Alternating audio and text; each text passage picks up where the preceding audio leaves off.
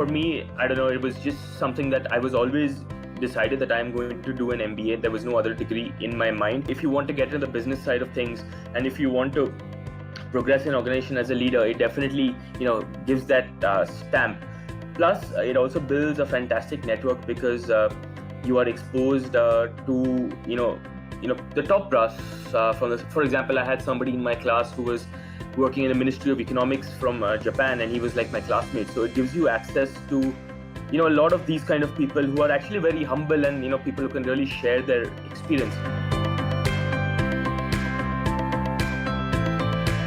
In the first semester, all your courses are core courses. So the good thing about the program is they keep reviewing, each year students give feedback, and based on that they review the courses. So, but essentially you cover basic marketing, your basic finance, your basic microeconomics, you cover analytics, you cover a little bit of operations, you cover accounting. These are the core courses. Then when you come to the second semester, there are still a few core courses, but slightly more advanced, for example, corporate strategy, for example, macroeconomics. But then there are a lot of elective courses that you can choose. That's actually one of the advantages of the NUS MBA program, is it's very flexible. In fact, it's so flexible that you can choose to cram it up in 1 year, which I do not recommend, but some people of course have obligations, or you can even spread it out over 2 years, doing 2 exchanges if you like. But 90% of the students, including me, usually do it in 1.5 years, which is a good balance. So you can make the most out of the program, at the same time get back to work life, which obviously is a priority for a lot of people.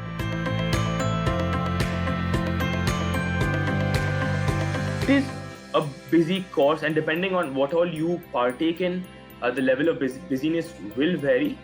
But it is not something that is supremely difficult to handle. But if you put your mind to it, and if you are willing to, you can manage your time. And I also did an internship. I also did an exchange. So there are tons of possibilities. It's just how you want to prioritize and how you want to manage your time. It's actually about the experience. It's about the contacts that you build. It's about the interviews that you give.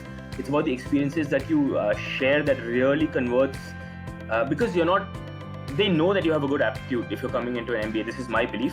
If at all, I would say is the first semester, the GPA actually matters the most, because it helps get you internships, and it helps a little bit. I mean, of course, there are a lot of other things. Your experience counts much more actually. But that's when you can probably apply for your internship with your first semester scores. Plus, it helps shortlist people for exchange programs. But apart from that, as long as you can maintain a good GPA score, try your best. But it is not by any means the whole and sole determinant for what happens in your future life. Try to read about what is happening in Southeast Asia, what is happening in the world, because especially if you never studied or worked outside of India properly, if you're coming here, that'll be a huge difference. All your conversations would be about, Southeast Asian problems or what is happening around here. So just be aware of the regions. But again, coming back to the first point, take that time off, relax, and be ready for the MBA.